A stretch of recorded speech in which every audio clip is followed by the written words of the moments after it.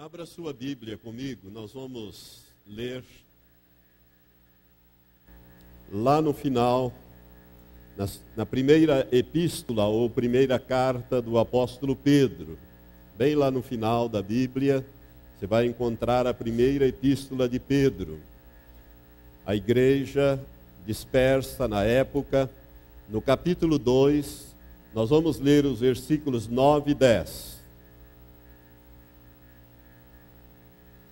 Primeira de Pedro, capítulo 2, primeira epístola ou carta de Pedro, capítulo 2, versículos 9 e 10. Nós não vamos pregar sobre este assunto, mas quero usar como introdução ao tema que nós vamos desenvolver nesta noite, a mensagem que queremos passar para a igreja.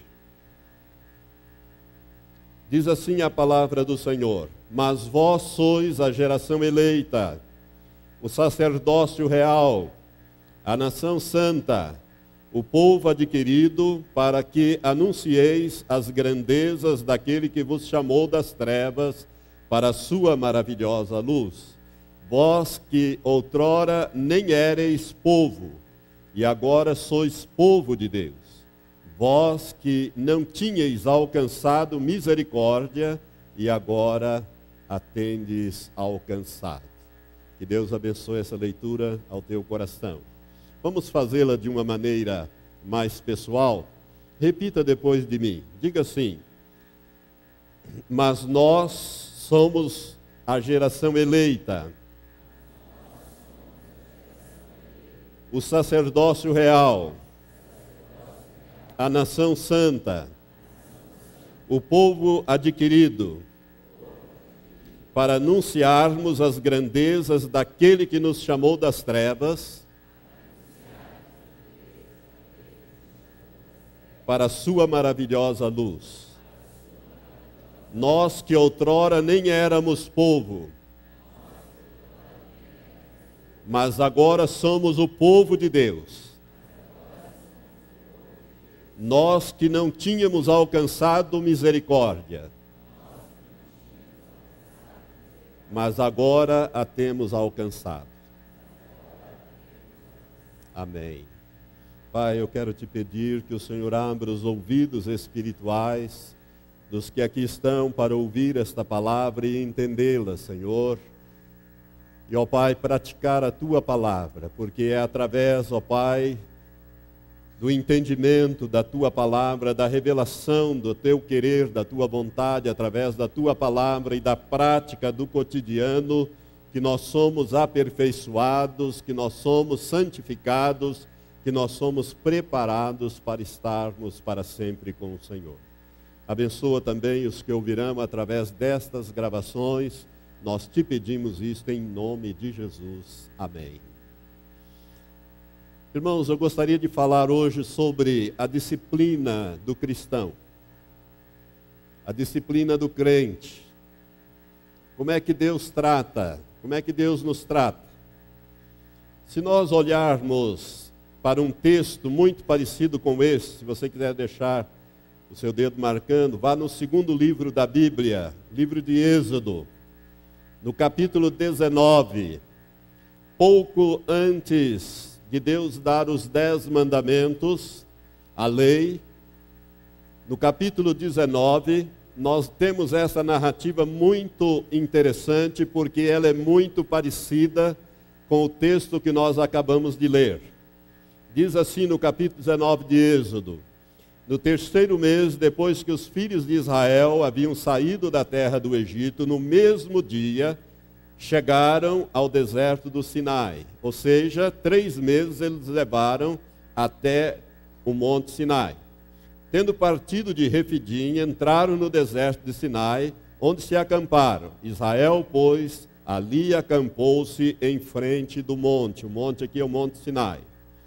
Então subiu Moisés a Deus, e do monte o Senhor o chamou, dizendo: assim falarás à casa de Jacó e anunciarás aos filhos de Israel: vós tendes visto o que fiz aos egípcios, como vos levei sobre asas de águia e vos trouxe a mim. Agora, pois, se atentardes, presta bem atenção nisso, Agora, pois, se atentamente ouvirdes a minha voz e guardardes o meu pacto, então sereis a minha possessão peculiar dentre todos os povos, porque minha é toda a terra. E vós sereis para mim reino sacerdotal e nação santa. São estas as palavras que falarás aos filhos de Israel. Veio, pois, Moisés, e tendo convocado os anciãos do povo, expôs diante deles todas essas palavras que o Senhor lhe tinha ordenado. Ao que todo o povo respondeu a uma voz: tudo o que o Senhor tem falado, faremos. E relatou Moisés ao Senhor as palavras do povo. Observe aqui, meus amados, o paralelo que existe entre esses dois textos, a similitude. Eles são muito similares. No texto da revelação dada pelo Espírito Santo através de Pedro, nós temos uma revelação de que nós somos a geração eleita, nós somos o sacerdócio real, nós somos a nação santa, nós somos o povo adquirido, nós que antes nem éramos povo. Agora observe o paralelo. Quando Deus quis um povo para si, ele convocou um homem, chamou um homem chamado Abraão. Através de Abraão, ele foi, ao longo do tempo, preparando um povo. Quando Jacó desceu para o Egito, não era um povo, era uma família de mais ou menos 70 pessoas. 430 anos depois, saiu um povo de mais de 2,5 milhões de pessoas aproximadamente. Foram tirados com mão forte, com o braço estendido, mediante as pragas do Egito e caminhando rumo à Nova Canaã, ou a Canaã, a terra de Canaã, a terra que manava leite e mel. Então, se você observar, quando eles, nesta caminhada, 3 meses depois de sair do Egito, eles chegam ao Monte Sinai. E Deus chama Moisés e fala estas palavras para Moisés. Agora, pois, se atentamente ouvirdes a minha voz e guardardes o meu pacto, então sereis a minha possessão peculiar dentre todos os povos, porque minha é toda a terra, e vós sereis para mim reino sacerdotal e nação santa.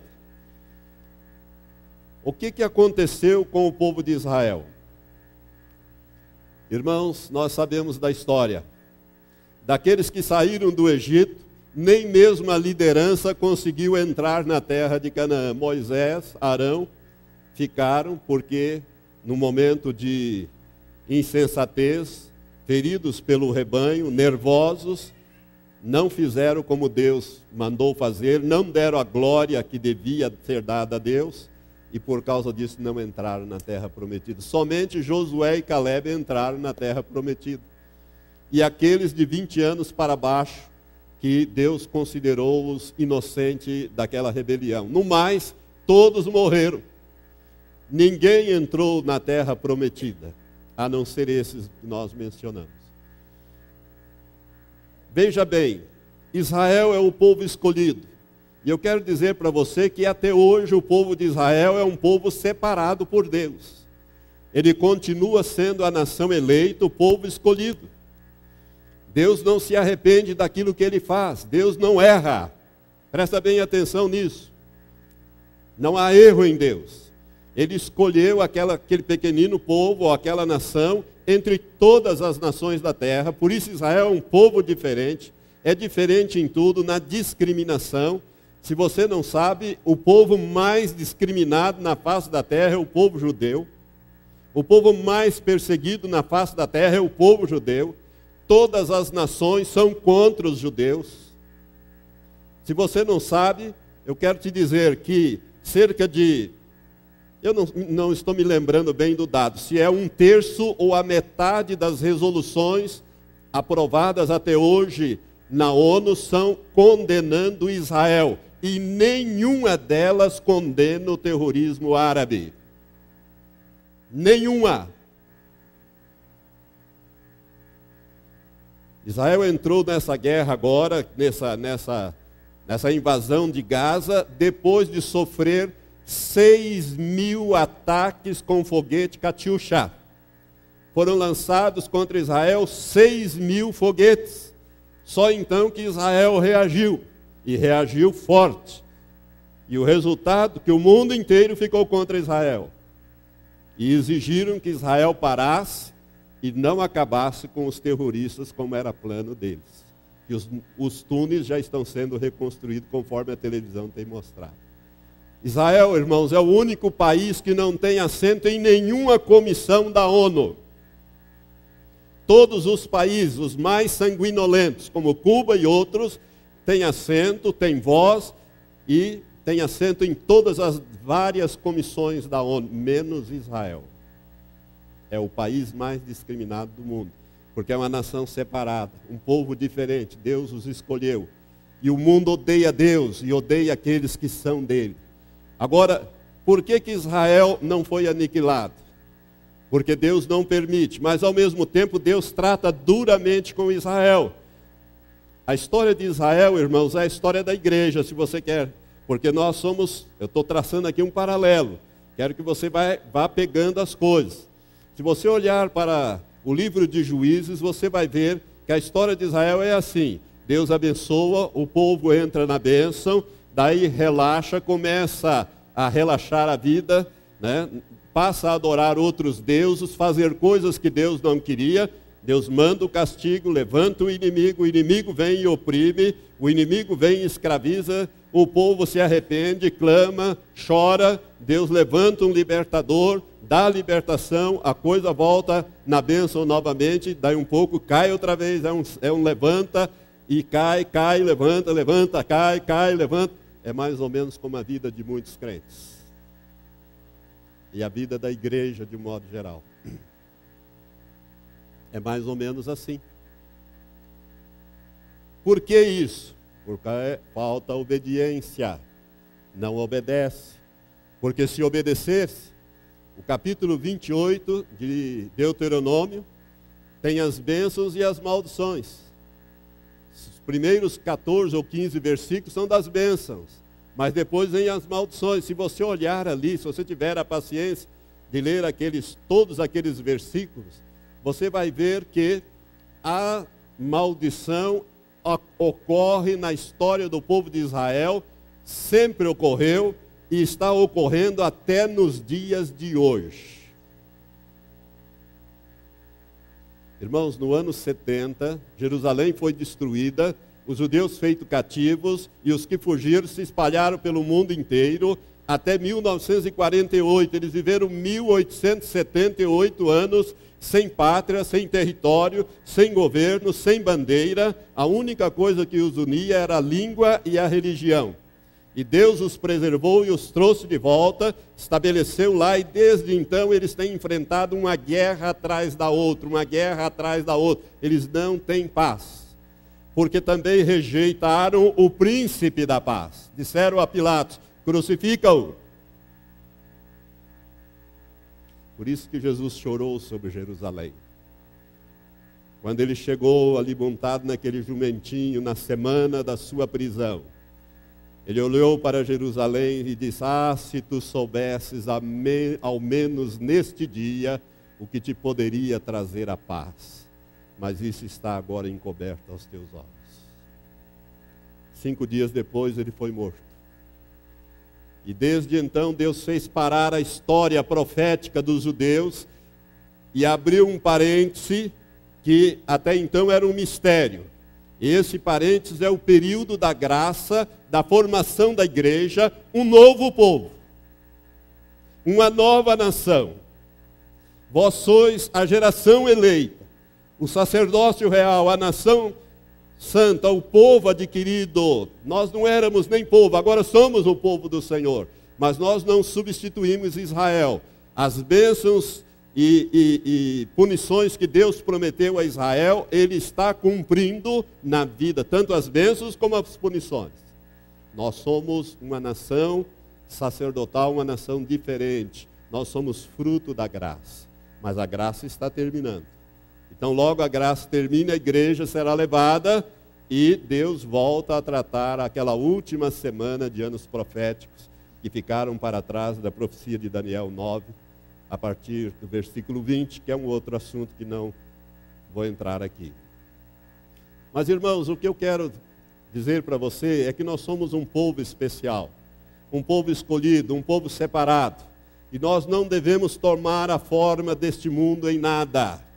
Assim como Deus separou Israel para ser o seu povo, e Deus mantém essa aliança até hoje, e quem cuida de Israel é Deus, e o anjo que protege Israel é Gabriel, e os árabes querem destruir Israel, mas não vão conseguir, nunca vão conseguir, porque se conseguirem, estariam derrotando Deus.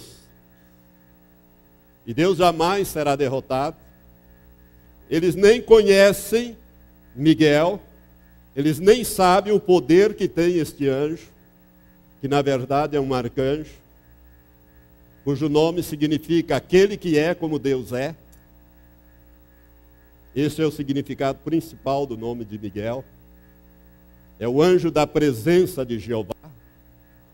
E eu quero dizer para vocês que nós também somos um povo escolhido. Assim como Deus punia os filhos de Israel no passado, Deus disciplina também os seus filhos hoje. E é este o assunto que nós queremos abordar, a disciplina do cristão. Qual é a base, pastor, para a disciplina na igreja? Jesus é que deu esta base. Abra em Mateus capítulo 18.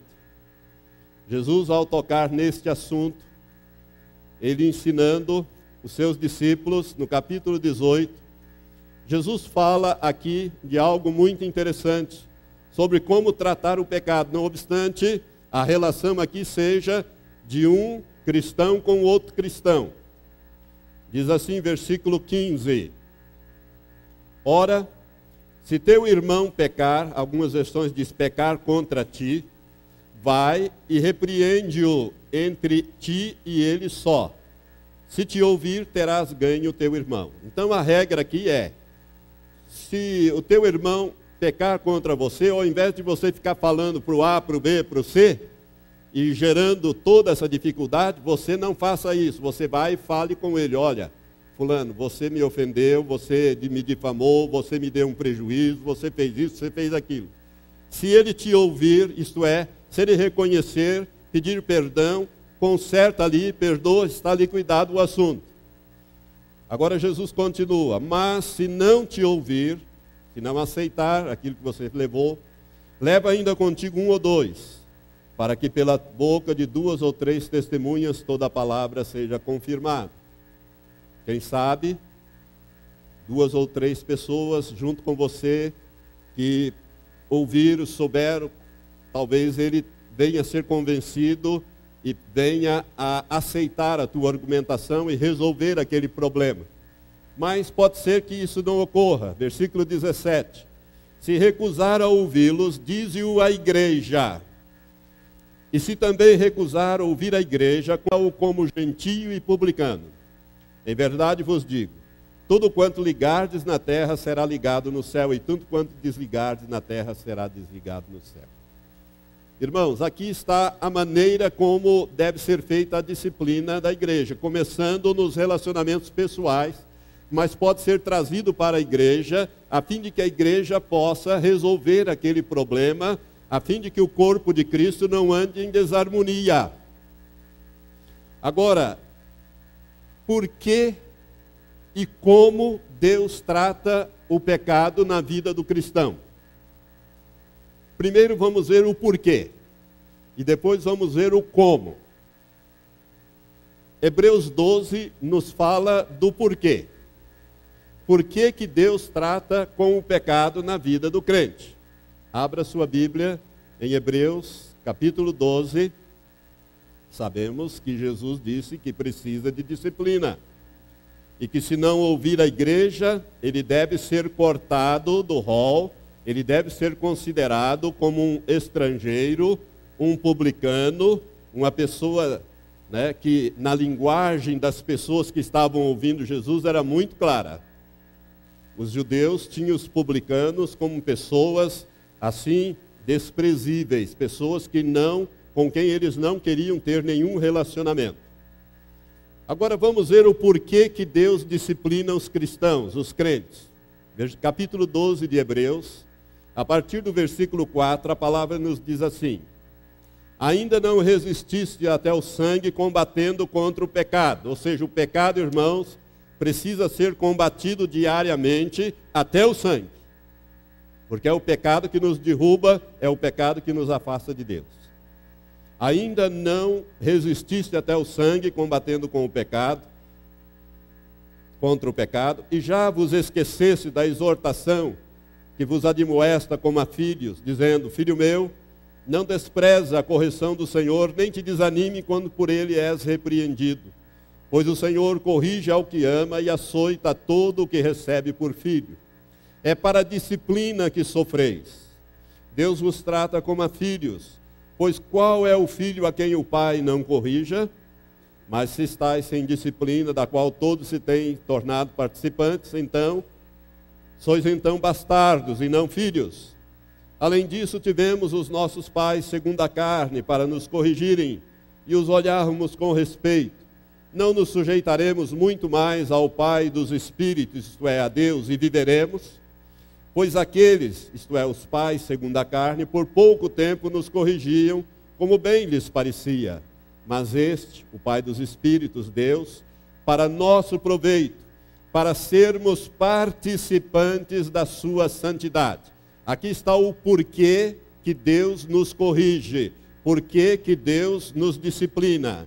Para que mesmo? Para sermos participantes da sua santidade.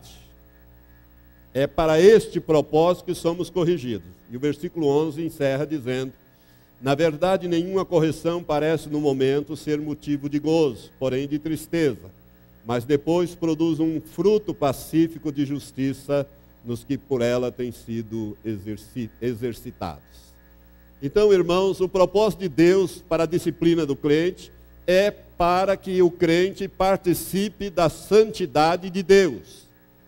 Assim como Deus corrigiu os filhos de Israel para que eles andassem na sua presença e Deus pudesse manifestar no meio deles com poder e glória, Deus também corrige a nossa vida, o pecado na nossa vida, as coisas que precisam ser corrigidas, porque Ele quer que nós sejamos participantes da sua santidade. Amém? Agora vamos ver como Deus corrige o cristão. O texto de 1 Coríntios, capítulo 11, que nós usamos quando da celebração da ceia do Senhor. Esse texto, o apóstolo Paulo, escrevendo à igreja em Corinto, ele diz que ele recebeu do Senhor. Aliás, em Gálatas capítulo 1, Paulo nos diz que o evangelho que ele pregou, ou que ele prega, que ele ensina, ele não recebeu de homem algum, mas ele recebeu por revelação do próprio Senhor Jesus Cristo. Isso que nós estamos lendo, os textos que nós estamos lendo, são textos que Jesus revelou ao apóstolo Paulo. E no texto da ceia, ele fala sobre o que aconteceu. Ele diz: porque eu recebi do Senhor o que também vos entreguei, versículo 23 em diante, que o Senhor Jesus, na noite em que foi traído, tomou o pão. Então aqui ele vai explicar o significado do pão, o significado do vinho, que é o suco da videira, e depois ele vai dizer alguma coisa muito importante a partir do versículo 27. De modo que qualquer que comer do pão, que simboliza o corpo, ou beber do cálice do Senhor, que simboliza o sangue, indignamente, será culpado do corpo e do sangue do Senhor. Examine-se, pois, o homem a si mesmo, e assim coma do pão e beba do cálice. Porque quem come e bebe para sua própria condenação, se não discernir o corpo do Senhor. Por causa disso há entre vós muitos fracos e enfermos, e muitos que dormem. Mas se nós nos julgássemos a nós mesmos, não seríamos julgados. Quando, porém, somos julgados pelo Senhor, somos corrigidos, para não sermos condenados com o mundo. Aqui está, irmãos, a forma, ou o como Deus nos corrige, ou corrige a igreja. Ou seja, Deus dá uma oportunidade de nós julgarmos a nós mesmos para que Ele não nos julgue. Olha, isso é uma coisa, é um privilégio raro. Ele não dava isso aos filhos de Israel. A nação de Israel não tinha esse privilégio, mas nós estamos debaixo da graça. Então, nós podemos nos julgar a nós mesmos. Como é que isso é feito, pastor? Não é você chegar diante de Deus e dizer, Senhor, eu pequei sim, estou arrependido, perdoa, e está tudo resolvido. Não. Isso é apenas o começo. Eu quero dizer a você, meu irmão, que quando você peca contra Deus, você peca muitas vezes, vamos dar um exemplo de um adultério. Você peca contra o seu cônjuge, você peca contra o seu corpo, você peca contra a igreja, que é o corpo de Cristo, você peca contra os pastores. Então o pecado tem que ser tratado. Na denominação batista, de onde nós saímos há 20 e tantos anos atrás, pelo menos naquele tempo, fazia-se uma assembleia, trazia-se o caso e era tratado ali, entre os irmãos. Então o que? Se expunha todo mundo. Ou seja, todo o caso, todo mundo ficava sabendo, alguns se levantavam, se manifestavam de um jeito, de outro, uns com misericórdia, outros com dureza, e as coisas eram tratadas assim. Quando nós começamos esta obra, nós tivemos uma direção em que, ao invés de tratarmos isso em assembleia da igreja, nós tratássemos isso a nível de presbitério. Ou seja, os pastores e os obreiros e as obreiras, nós então, tendo conhecimento do pecado do irmão ou da irmã, nós então apuramos isto, ouvimos a pessoa, as razões disso tudo, o grau de arrependimento dessa pessoa, se ele está com remorso ou com arrependimento, que são coisas diferentes, se ele abandonou ou não o pecado, se ele continua com esta coisa, como é que isso está na vida dele, o porquê de tudo isto.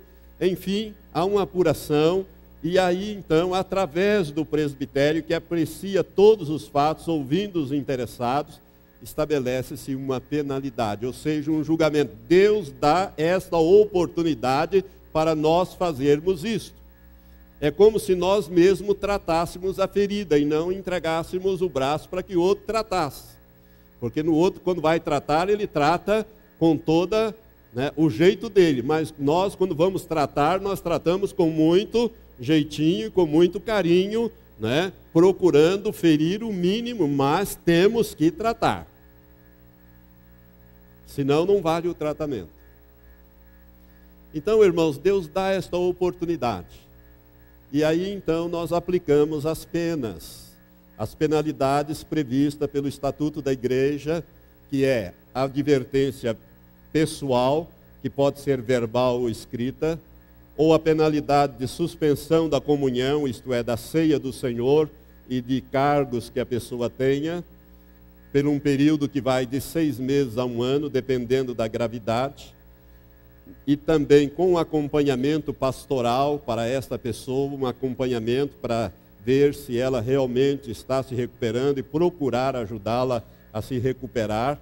E nós comunicamos, antigamente nós comunicávamos o nome da pessoa que estava em disciplina, mas não comunicávamos o pecado, comunicávamos o nome. Mas isso começou a gerar muita dificuldade. E o presbitério então resolveu inverter, comunicar o pecado e não comunicar o nome, que é o que nós fazemos hoje. E deu um bom resultado, porque muita gente veio confessar o seu pecado.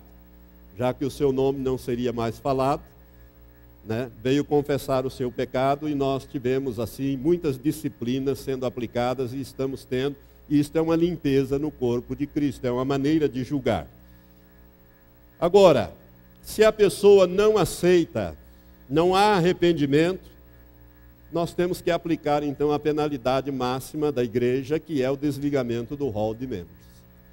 Esse desligamento do rol de membros, ele pode se dar pela morte da pessoa, do membro da igreja, por abandono, a pedido da própria pessoa, por mudança, como é o caso desses irmãos que vão se mudar para Curitiba, e nós vamos anunciar daqui uns dias o desligamento dele, ou a transferência, e por mau testemunho, que é uma das causas também de desligamento.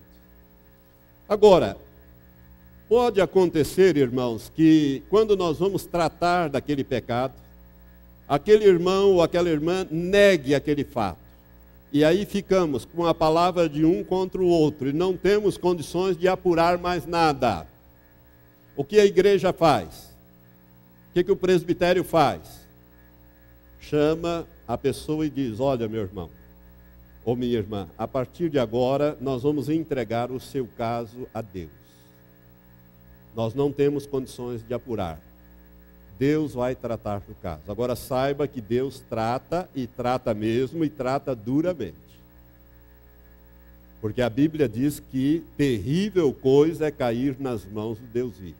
Já que você nega, então você esteja bem seguro do que esteja fazendo. Porque Deus vai tratar do teu caso.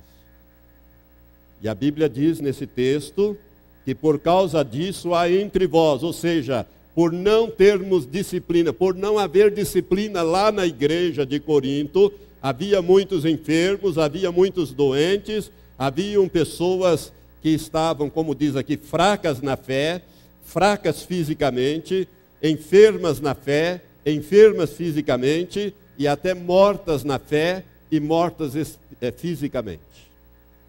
Porque não estavam tratando, por isso a disciplina é necessária. Irmãos, disciplina do corpo de Cristo. Irmãos, se esse dedo se lesionar e ficar infeccionado, se eu não tratar dessa infecção, o que vai acontecer? A infecção vai se alastrar para todo o corpo e vai contaminar o corpo, vai entrar na corrente sanguínea, pode até me matar, dependendo do tipo de lesão. Você viu aí essa semana aquela famosa modelo, linda modelo, né, que pegou uma infecção hospitalar, amputaram os pés e as mãos da moça e ela morreu essa semana. Não conseguiu debelar uma infecção. A infecção, então isso aqui precisa ser tratado. O pecado é como algo estranho, um corpo estranho no corpo de Cristo que precisa ser tratado. E às vezes até decepado, que é a exclusão. Quando não há arrependimento, quando não há confissão, né, e se chega à conclusão, ou um mau procedimento de uma tal maneira, que nós tenhamos que usar essa medida extrema. Quais são os objetivos finais da disciplina do crente? 3 são os objetivos. A primeira é a restauração do irmão ou da irmã que está se desviando. Nós não temos nenhum interesse de execrar ninguém. Não temos nenhum interesse de ficar pisando em ninguém, dando uma de santo e você de pecador. Ao contrário, nós queremos é a recuperação do irmão e da irmã. Por isso que há o acompanhamento pastoral. Por isso que nós vamos procurar saber como está indo a vida dele, a cada passo que nós pudermos. Porque nós temos interesse na restauração espiritual, ou, né, familiar, daquele irmão ou daquela irmã que está se desviando. Segundo objetivo da disciplina, impedir que o pecado se espalhe, atingindo outros membros do corpo de Cristo, como eu acabei de dizer agora da infecção. Por quê?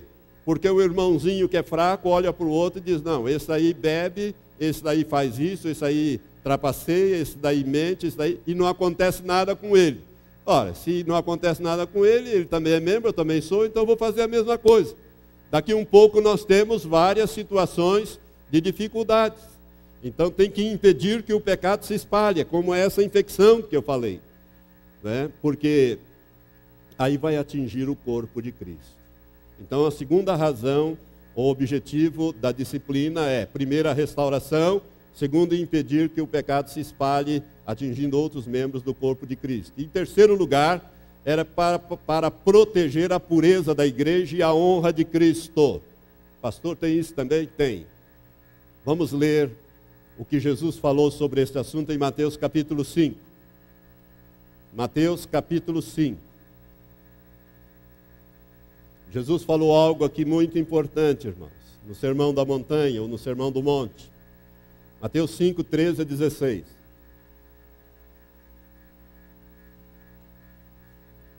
Jesus disse assim, ele está se referindo ao nascido de novo, ao cristão. Vós sois o sal da terra. Mas se o sal se tornar insípido, com que se há de restaurar-lhe o sabor? É impossível. Para nada mais presta, senão para ser lançado fora e ser pisado pelos homens. Vós sois a luz do mundo. Não se pode esconder uma cidade situada sobre um monte. Nem os que acendem uma candeia a colocam debaixo do alqueire, mas no velador. E assim ilumina a todos os que estão na casa. Assim resplandeça a vossa luz diante dos homens, para que vejam as vossas boas obras e glorifiquem a vosso Pai que está nos céus. Então, a terceira razão, ou objetivo da disciplina do crente, é proteger a pureza da igreja e a honra de Cristo. Irmãos, nós somos o sal da terra. Se nós não salgarmos, para nada prestamos. Jesus diz que é para ser jogado fora e ser pisado pelos homens. Se nós não iluminarmos, se nós não formos luz no lugar onde nós estamos, a começar de dentro da nossa casa, no lugar onde trabalhamos, as pessoas não vão querer esse Cristo, não vão glorificar. As pessoas têm que olhar para você e dizer, por que você é diferente? Eu gostaria de saber, é a hora de você abrir a sua boca, porque a sua vida já está falando mais alto, e agora ele quer ouvir o que você tem para falar. Mas se você ficar falando, mas agindo de maneira contrária àquilo que você diz, é aquela velha frase que nós já repetimos. As tuas ações falam tão alto que eu não posso ouvir o que você diz. Então, irmãos, nós temos que ser sal da terra e luz do mundo. E a disciplina, ela tem essa finalidade, proteger a pureza de Cristo, e a pureza da igreja e a honra do Senhor Jesus Cristo. Jesus diz que nós temos que ser testemunhas dele. Se nós não salgarmos, não fizermos a diferença, nós não vamos estar cumprindo com o nosso ministério aqui na terra. Agora eu quero falar algumas coisas que vão, talvez, causar alguns constrangimentos. Práticas não lícitas aos cristãos. Além dos pecados mencionados na Bíblia, que são proibidos, que Deus fala, existem certas práticas, irmãos, que nós tiramos do contexto da palavra de Deus, do estudo da palavra de Deus. E nós damos esta lição na classe de preparação para batismo, e das pessoas que vêm de outras igrejas e querem se tornar membros, eles passam por esta classe. E ali nós ensinamos sobre algumas práticas que não são lícitas aos cristãos. Eu vou ler todas elas e depois vou dar algumas explicações e vou dar os textos bíblicos que nos respaldam essas posições que a igreja tem. Primeiro, tomar bebida alcoólica. Comer desordenadamente, ou seja, glutonaria. Eu não estou falando aqui de você ir numa festa e ali, porque tem um manjar muito especial, você repetir, comer, não estou falando disso. Estou falando de você comer seguidamente, diuturnamente, de maneira desordenadamente, além do necessário. Não ter disciplina no comer. Fumar. Jogar baralho, jogos de azar, como loterias, loto, raspadinha, jogo do bicho, telecena, bingo, rifas.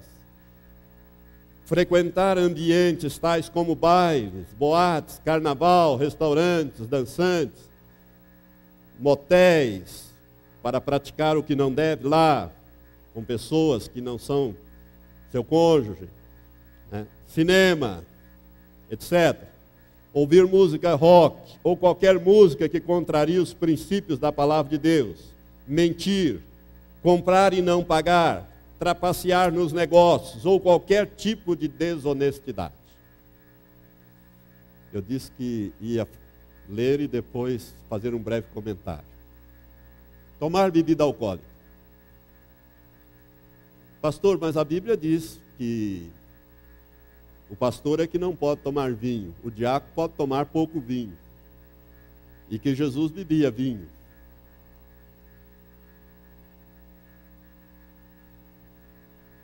eu quero falar umas coisas para os irmãos e vou ler os textos depois e vou mostrar. Irmãos, a palavra hebraica e grega para vinho, ela indica uma coisa. Ela indica o suco da videira, puro ou fermentado. Tanto faz. É a mesma palavra para vinho, é suco da videira, ou seja, suco de uva, ou fermentado. E você vai encontrar essas referências na Bíblia em vários lugares. Lá em Gênesis é a primeira vez que você vai encontrar a palavra vinho. Está lá no capítulo 9, quando Noé, planta uma vinha e faz um vinho, embriaga-se, fica nu. Seu filho mais novo vê assim, começa a zombar dele. O resultado disso foi que o neto, ele amaldiçoou o neto, uma raça inteira. Então veja que este vinho era um vinho fermentado. Ou seja, era o suco da videira, o suco de uva fermentado, tanto que ele embriagou-se. Mas se você olhar para o mesmo capítulo de Gênesis, o capítulo 40, você vai ver que o copeiro de Faraó, ele espremia as uvas no copo de Faraó e dava a Faraó. O que Faraó tomava? Suco de uva. Os egípcios não bebiam bebida fermentada, era só suco de uva. Então você vai encontrar em vários lugares, ora, o mosto, o vinho como bebida fermentada, e ora a menção do vinho num sentido benéfico, e ora num sentido maléfico, fazendo mal para a pessoa, embriagando a pessoa, levando a pessoa a certas práticas. Então você precisa entender, o vinho que Jesus usou nada mais é na ceia, nada mais é do que suco de uva. Suco de uva, que é a mesma palavra. Tanto que ele disse, olha, eu não vou tomar mais do fruto da videira até que venha aquele dia em que eu tomo novo convosco no reino do meu Pai. Mesmo porque a festa da Páscoa naquela época, não sei hoje, mas naquela época era com o suco da videira, não era com vinho. Mesmo porque o sacerdote, o sumo sacerdote, eram proibidos de beber bebida fermentada. E eles tinham que praticar a Páscoa. Eles tinham que ser o exemplo na celebração da Páscoa. Você está entendendo? Então, o que Jesus usou foi suco, não foi bebida fermentada. Não existia naquela época bebida destilada, cujo teor alcoólico aumenta, como é o caso da cachaça, do uísque, como é o caso do rum e outras bebidas fermentadas. Só existia, destilado. Só existia o suco de uva que poderia ser fermentado. Agora, o que significa fermento na Bíblia? Qual é o significado de fermento? Pecado. Você pode ver em todos os textos em que a pessoa usa bebida forte, a Bíblia usa muito essa linguagem, proibindo a bebida forte, que é o vinho fermentado. Por quê? Porque a estrutura molecular do vinho foi alterada pela fermentação. E aí produzia um teor alcoólico. Mas não é o teor alcoólico dos vinhos de hoje, de 6 a 12 graus. Antigamente, o teor alcoólico já está comprovado por pesquisas que era no máximo 2 a 3 graus o teor alcoólico. Mas mesmo assim era teor alcoólico. Tinha teor alcoólico da bebida fermentada. Bom, por que então, pastor, que nós não podemos beber o vinho? Ou beber bebida alcoólica? Por causa do testemunho. Eu vou ler os textos agora, e na medida que eu for lendo os textos, eu vou abordando esses assuntos. Quero ler primeiro com você Romanos 12, 1. Romanos capítulo 12, versículo 1. Eu até hoje não ouvi nenhuma pregação sobre Romanos 12, 1. Normalmente é Romanos 12, 2. Mas Romanos 12:1, o apóstolo Paulo, inspirado pelo Espírito Santo, lembre-se que ele recebeu a revelação do próprio Senhor. Ele disse: rogo-vos, pois, irmãos, pela compaixão de Deus, ou pelas misericórdias de Deus, que apresenteis os vossos corpos, ou o vosso corpo, como um sacrifício vivo, santo e agradável a Deus, que é o vosso culto racional. O nosso culto, irmãos, a Deus tem que ser um culto racional, não é um culto emocional. Não é com base nas emoções, mas na razão. Nós temos que saber o que estamos fazendo, por que estamos fazendo e por que queremos fazer. Porque reconhecemos que Deus deve ser adorado, cultuado, é um culto racional. Agora, como é que esse culto é prestado? Através do nosso corpo, que apresenteis o vosso corpo como o quê? Um sacrifício vivo, um sacrifício santo, um sacrifício agradável a Deus. Irmãos, o nosso corpo é para a adoração de Deus. Preste atenção nisto. Vou te dar mais texto, para nós depois voltarmos nesses comentários. 1 Coríntios 6. O mesmo apóstolo que recebeu do Senhor o Evangelho, a revelação que ele está dando aqui, nesse texto, 1 Coríntios 6, a partir do versículo 12, ele fala algumas coisas tremendamente importantes, vai te ajudar a você entender tudo isso. Está escrito, 1 Coríntios 12, todas as coisas me são lícitas, mas nem todas as coisas me convêm. Todas as coisas me são lícitas, mas eu não me deixarei dominar por nenhuma delas. Então a religião cristã não é uma religião do não pode, não pode, não pode. Às vezes me perguntaram, na tua igreja pode beber? Eu falei, pode beber, você pode fazer o que você quiser. Só que a Bíblia diz que essas coisas não me convêm. Mas por que não convém? Porque o meu corpo é templo do Espírito Santo de Deus. E eu não vou querer entrar e profanar o templo do Espírito Santo de Deus. Por isso, todas as coisas me são lícitas, mas nem todas me convêm. Todas as coisas me são lícitas, mas eu não vou deixar me dominar por nenhuma delas. Nem mesmo pela Coca-Cola. Não sei se você sabe, se você tomar às 3 horas da tarde uma Coca-Cola durante 1 mês ou 2, às 3 horas da tarde você fica doido para tomar uma Coca-Cola. Tem gente que é viciado, inclusive, em café, em chá. Por quê? Porque tem a coca. Mas eu não me deixarei dominar por nenhuma delas. Vamos continuar lendo. Os alimentos são para o estômago e o estômago para os alimentos. Deus, aniquilará tanto um como os outros, ou seja, tanto o estômago como os alimentos. Mas o corpo não é para a prostituição, mas para o Senhor, e o Senhor para o corpo. Irmãos, aqui está falando da glutonaria, está falando de alimento e de estômago. Mas o apóstolo está dizendo, olha, o corpo não é para a prostituição, mas para o Senhor, e o Senhor para o corpo. Ora, Deus não somente ressuscitou ao Senhor, lembre-se que a ressurreição é sempre do corpo, mas também nos ressuscitará a nós pelo seu poder. Não sabeis vós que os vossos corpos são membros de Cristo?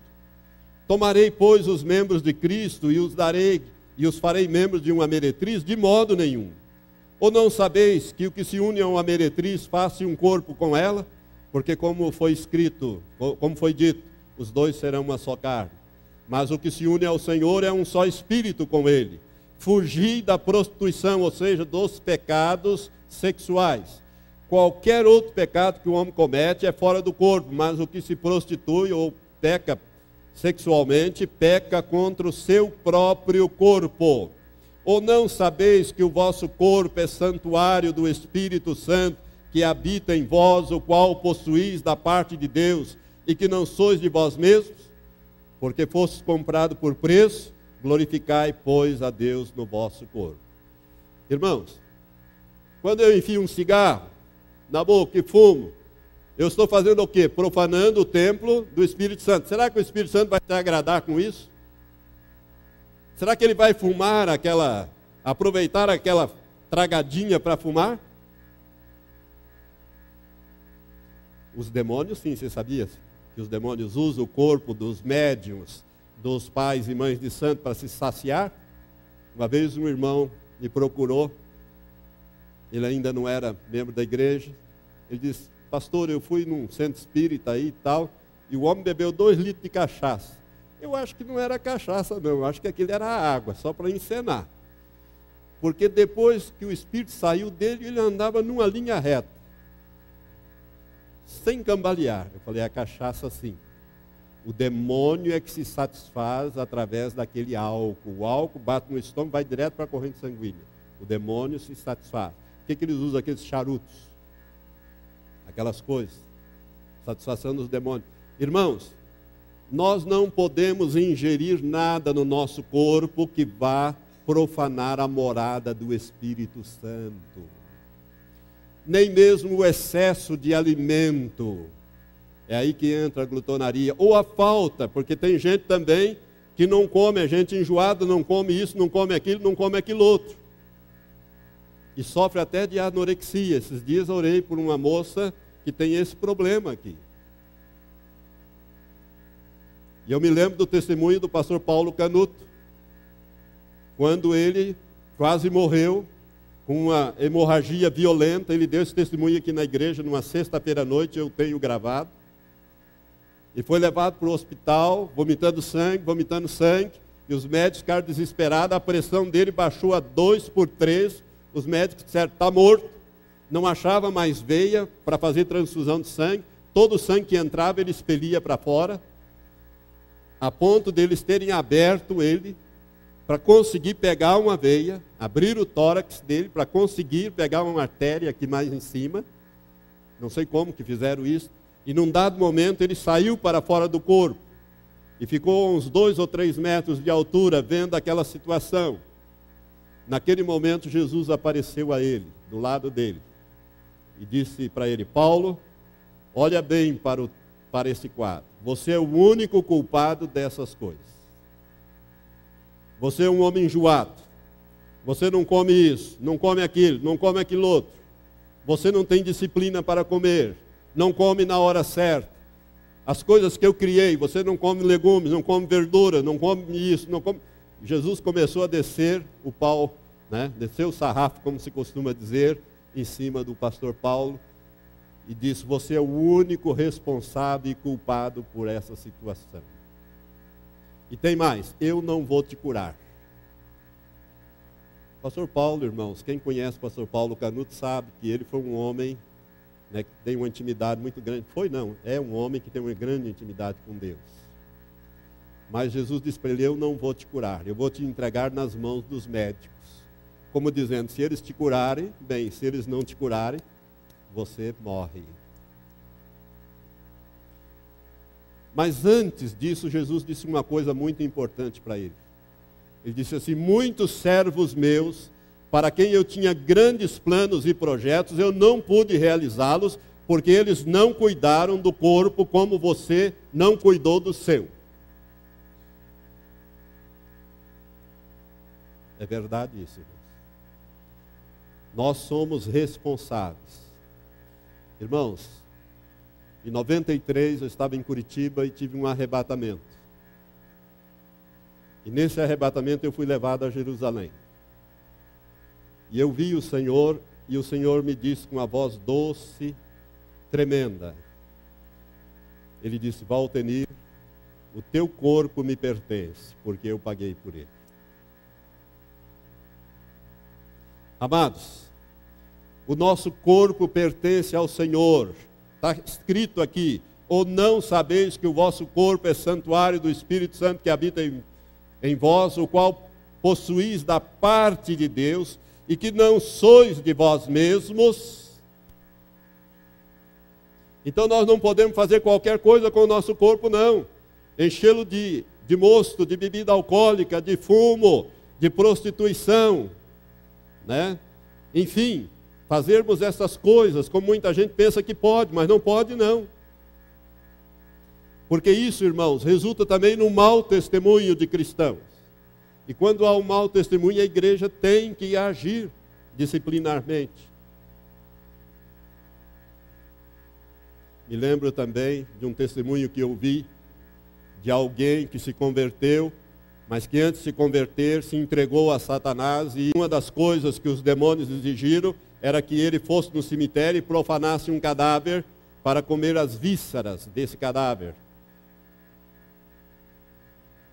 E quando ele foi para um determinado túmulo de uma pessoa que tinha sido sepultada naquele dia, o demônio disse: não, esse daí não, essa daí não, era uma mulher. Porque o homem lá em cima não permite. Glória a Deus. Eu não sei se você já ouviu esse testemunho, mas eu já ouvi. Porque o nosso corpo é templo do Espírito. Mesmo depois da morte, Deus não permite a profanação do nosso corpo. Porque nós somos comprados por preço. Nós temos que glorificar a Deus com o nosso corpo. O culto racional, irmãos, é com o nosso corpo santo.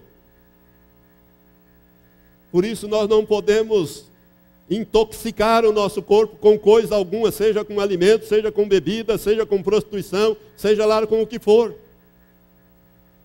Mas eu falei também aqui a respeito de jogos de azar. Irmãos, o jogo de azar, a Bíblia diz: não gasteis o vosso dinheiro com aquilo que não é pão, com aquilo que não serve. O jogo de azar, as loterias, as lotos, essas coisas, é sorte de um ou de alguns e azar de milhões.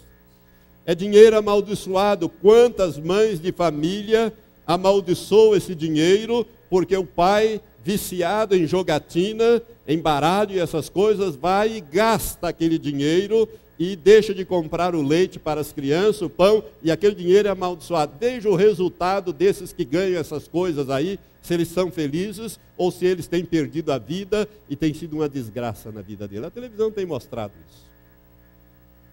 Crente não participa disso. Crente não participa de rifa, de bingo. Uma vez chegaram para mim: pastor, fulano está precisando, podia fazer aqui uma ação entre amigos. Não! Nós vamos fazer uma oferta especial e concitar os irmãos e vamos dar isto. Mas não vamos rifar coisa nenhuma. Crente não participa dessas coisas. Carnaval, boate, bailes, cinema. Ô pastor, até cinema? Vou lhes contar uma experiência de uma pessoa que eu conheço muito de perto.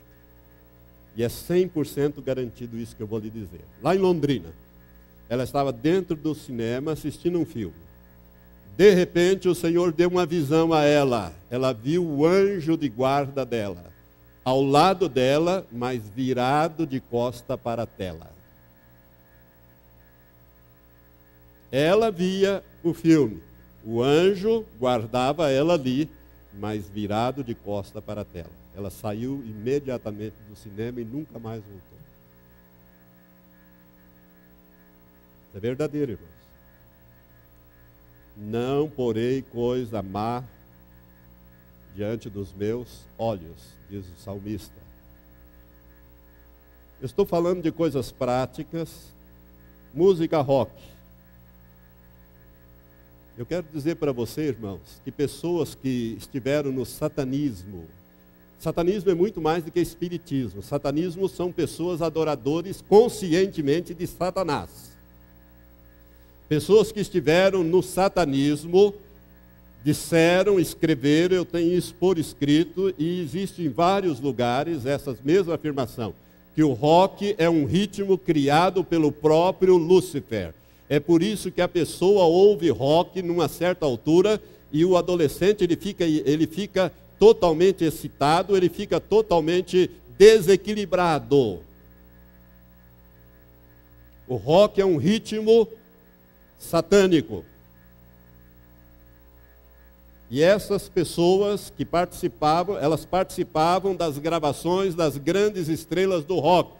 E ali lançavam os conjuros para que no momento em que aquele disco fosse rodado, aquela música fosse tocada, os demônios que estivessem por perto viessem àquele lugar e perturbassem a vida daqueles que estivessem ouvindo o rock.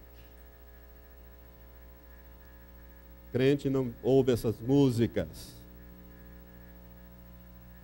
mentir. A Bíblia diz que quem mentir não minta mais. Comprar e não pagar é mau testemunho. Todas essas coisas aqui, irmãos, o mundo está de olho em nós, não é verdade? Mesmo que você esteja lá na festa, ele dá o cálicezinho, ó, toma uma cervejinha, mas ele está querendo dizer, vamos ver se ele é crente mesmo. Daí você não tem problema nenhum. Então, mas lá dentro ele diz, hein? Crente desse jeito, para ser crente assim, eu não me interessa ser crente.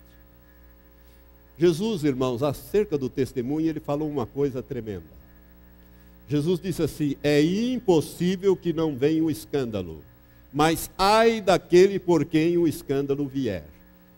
Melhor seria este homem amarrar uma pedra de moinho e lançar-se no fundo do mar, do que fazer tropeçar um desses pequeninos. Essa é a palavra mais dura que Jesus deixou registrada na Bíblia. Olha, para o Senhor aconselhar que alguém se suicide antes de escandalizar alguém, é porque esta coisa é muito séria. Por isso nós temos que tomar muito cuidado, nós crentes, com as nossas ações, com as nossas palavras e principalmente com aquilo que falamos e fazemos. Porque as pessoas podem se escandalizar daquilo que nós fazemos. É aquilo que o apóstolo Paulo diz, se comer carne escandaliza o meu irmão, nunca mais eu comerei carne. Ele estava falando de carne sacrificada aos ídolos, que era um costume na época de que os açougueiros, eles compravam as carnes. Ó, esse boi foi sacrificado a Zeus, esse é Apolo, esse é Afrodite. Então, como eu era seguidor de Afrodite, me dá 1 quilo desse aqui da Afrodite. Então, ia lá comer. Chamava um cristão e dizia, ó, só que isso aqui foi sacrificado a Afrodite. Pronto, não posso comer isso aí. Não por causa da minha consciência, porque aquilo para mim eu sei que não vale nada, mas por causa da consciência do outro. Paulo disse, eu nunca mais vou comer carne se isso escandalizar o meu irmão. Então, irmãos, nós temos liberdade, mas nós não devemos nos prender ou abusar dessa liberdade. É muito sério isso que nós estamos falando. Por isso é que eu gostaria que você levasse a sério essas escrituras. Eu tenho outras escrituras que eu poderia ler para você, mas eu só vou citá-las aqui, 2 Coríntios 6, de 14 a 18, e mais o capítulo 7, versículo 1, e quero encerrar dizendo 2 coisas. Primeiro, lendo Hebreus capítulo 10. Hebreus capítulo 10, eu gostaria que você acompanhasse essa leitura ou prestasse muita atenção. A partir do versículo 26 diz assim, porque se voluntariamente continuarmos no pecado, depois de termos recebido o pleno conhecimento da verdade, já não resta mais sacrifício pelos pecados, mas uma expectação terrível de juízo e um ardor de fogo que há de devorar os adversários. Havendo alguém rejeitado a lei de Moisés, morre sem misericórdia pela palavra de 2 ou 3 testemunhas. De quanto maior castigo cuidais vós, será julgado merecedor aquele que pisar o Filho de Deus e tiver por profano ou imundo o sangue do pacto com que foi santificado e ultrajar o Espírito da graça, que é o Espírito Santo? Pois nós conhecemos aquele que disse, minha é a vingança e eu retribuirei. E outra vez, o Senhor julgará o seu povo. E ele encerra dizendo no versículo 31, horrenda coisa é cair nas mãos do Deus vivo. Então, irmãos, nós temos que abandonar a prática do pecado, porque se voluntariamente continuarmos pecando, não haverá mais nada que possa ser feito pelo pecado. Mas o que vai haver é uma expectação terrível de juízo. Deus é fogo consumidor. E agora quero ler o último versículo para encerrar essa ministração. Está em 1 Tessalonicenses, volte um pouco para trás. 1 Tessalonicenses, capítulo 5, versículo 23. Está escrito aqui, Você quer ser arrebatado? Quer mesmo? Então presta muita atenção nesse versículo que eu vou ler. E o próprio Deus de paz vos santifique completamente, e o vosso espírito e alma e corpo sejam plenamente conservados, irrepreensíveis, para quando? Para a vinda de nosso Senhor Jesus Cristo. É só o espírito e é só a alma? Não, o corpo também.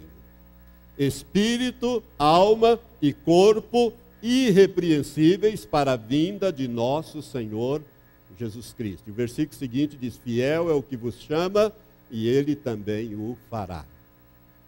Então, irmãos, se nós queremos participar do arrebatamento dos santos que se aproxima, nós temos que levar a sério a palavra de Deus, os princípios da palavra de Deus e a santificação, sem a qual ninguém verá o Senhor. O crente pode tomar bebida alcoólica? A Bíblia diz: todas as coisas me são lícitas, mas nem todas as coisas me convêm. Por que que não tomamos? Por que que não adulteramos? Por que que não fazemos certas coisas? Para não profanar o corpo que é do Senhor. Temos que conservar o nosso corpo irrepreensível para a vinda de nosso Senhor Jesus Cristo. Que Deus te abençoe com esta palavra e te dê esta revelação muito forte no teu espírito. Vamos ficar em pé. Irmãos, toda disciplina visa nos trazer para mais perto de Deus, a fim de participarmos da sua santidade. Diga assim: toda disciplina visa me trazer para mais próximo de Deus, para que eu possa participar da sua santidade. Amém. Pai, eu quero nesse instante colocar diante de Ti, ó Pai, estas vidas que me ouviram agora, tanto essas que aqui estão, como as que ouviram por esta gravação. Senhor, o Senhor sabe a seriedade deste assunto. Por isso, Pai, nós queremos Te pedir que o Teu Espírito testifique no nosso espírito que estas coisas são assim mesmo, para que o temor do Senhor, que é o princípio de toda sabedoria, possa nos afastar do pecado, afastar do mal, afastar-nos destas práticas que nos rodeiam tão de perto no cotidiano da nossa vida, ó Deus, e dessas tentações, dando-nos a vitória, Senhor, a cada instante. Que nós possamos sempre recordar que o nosso corpo pertence ao Senhor, que nós não temos disponibilidade de fazermos o que bem entendermos com o nosso corpo, nem com a nossa alma, nem com o nosso espírito, porque nós somos comprados por preço, não por prata, não com ouro, mas pelo precioso sangue de Jesus, e nós somos preciosos para o Senhor. Por isso, Pai, purifica os nossos caminhos, santifica a nossa vida, santifica, Senhor, o nosso espírito, santifica a nossa alma e santifica o nosso corpo a cada dia, Senhor, nesta semana, neste mês, neste ano, para que a nossa vida seja uma vida de vitória, para que a intimidade com o Senhor seja cada vez maior, a fim de que nós sejamos, Pai, preparados para aquele dia glorioso em que o Senhor virá buscar os seus. Ó Deus, eu quero Te pedir que nenhum dos que me ouvem, seja por essas gravações ou aqui no templo, fique para trás reprovado e venha passar pela grande tribulação, mas que todos sejam levados santos e irrepreensíveis no espírito, alma e corpo para o dia da vinda de nosso Senhor. É a nossa oração e a nossa súplica em nome de Jesus. Amém.